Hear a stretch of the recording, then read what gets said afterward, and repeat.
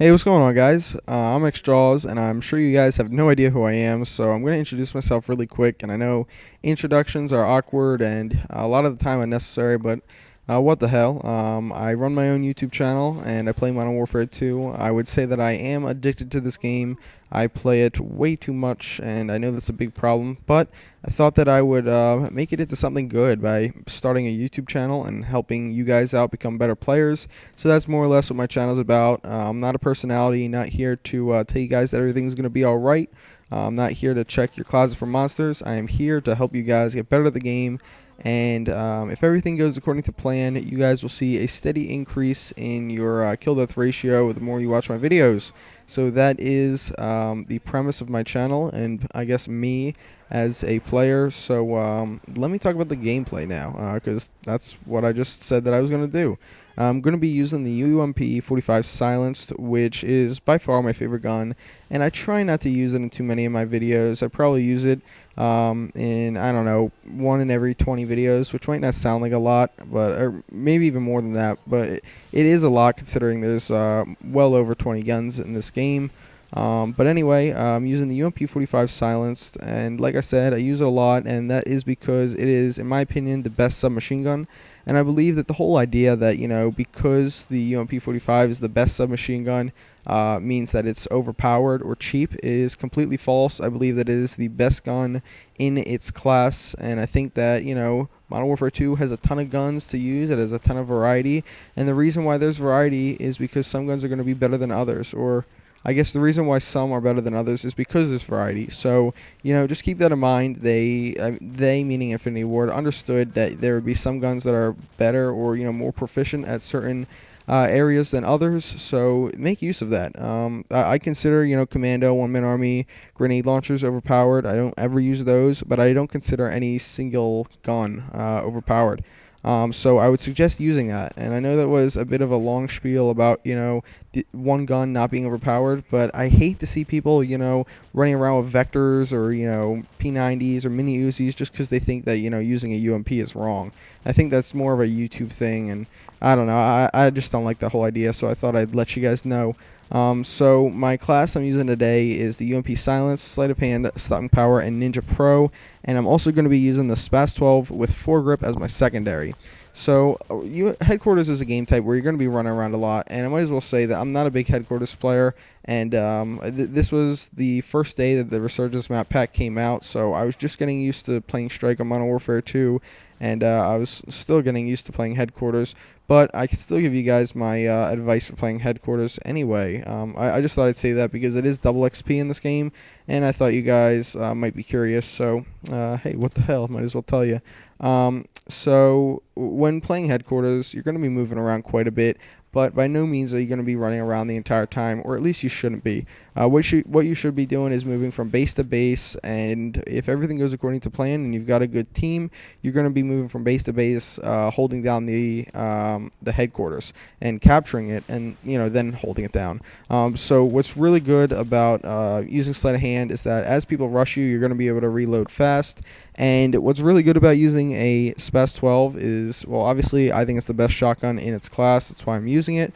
And because it's the best shotgun, it's got, a lot of damage, a lot of range, and you're going to be able to hold down any Headquarters really, really well, which is going to come, and it's going to come into handy because if you're not using Scavenger, you are going to run out of ammo in your primary most likely, and the SPAS 12 shotgun does not run out of ammo very easily. It's got something like 20, maybe 30 shotgun shells, and it's pretty easy to get a kill with each one. It's not like, a UMP where you're going to have to waste at least, 5 to 10 bullets to kill one guy, taking into account that you're going to miss some shots. So I guess enough about that. The kill streak setup I'm using is the Predator, the Harrier, and the Chopper Gunner. Now, because I don't have a lot of experience in Headquarters, or at least I didn't at the time, I thought that, using a Chopper Gunner would be a smart idea, but since then I've learned that a Chopper Gunner is probably not the best thing to use for Headquarters, especially because if you run into a situation where your team captures the Headquarters and then, everybody dies and you're up in a Chopper Gunner, well, if the team gets into the Headquarters, then they're not going to be spawning outside the headquarters because you're not going to be killing them, and it's just a difficult situation when, you know, their prime objective is to get into the headquarters, and now they've got a new objective, which is to stay away from you, and they can achieve both of those by getting into the headquarters. If you catch my drift, if you understand what I'm saying.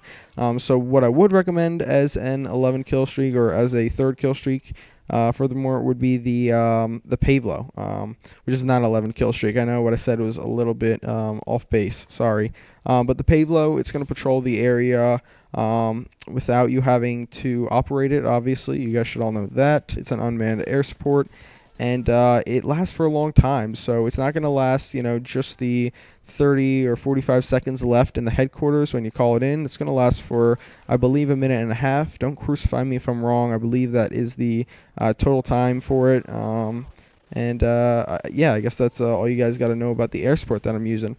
So right now, it is a last man standing situation, and I could easily, you know, run in there, probably pick off one or two guys, but most likely I would die right afterwards, and that would not be the smartest thing, especially because I'm very close to picking up another chopper gunner.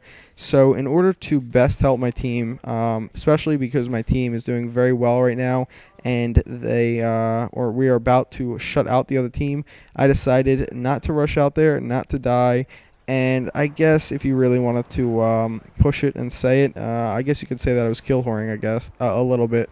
So I got my chopper gunner finally. I see where the new headquarters spawn is, and I'm going to be pushing over here. Unfortunately, I run out of ammo, and I choke right here really, really bad, if I remember correctly. Yeah. Well, I didn't really choke. This guy was choking Major Dick while he was using his grenade launcher. Yeah, fuck him. So get my chopper gunner, going to call this in. What I'm trying to do right now is just keep them away from the headquarters, which really didn't work out well. As you can see, I just called the chopper gunner in, and already they have it. They have the headquarters, which means that I got to try and kill these guys, the ones that are outside, as best as I can and as fast as I can.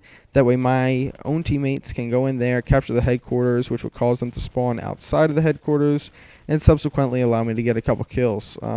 So I guess this is just a little bit of a waiting game. I'm going to pause the commentary, fast forward, and be right back. Alright, so I sped up that little bit right there. What you guys saw was the enemy team began spawning outside because my team captured the objective back from them and allowed me to pick up a nice little kill streak with my chopper gunner there.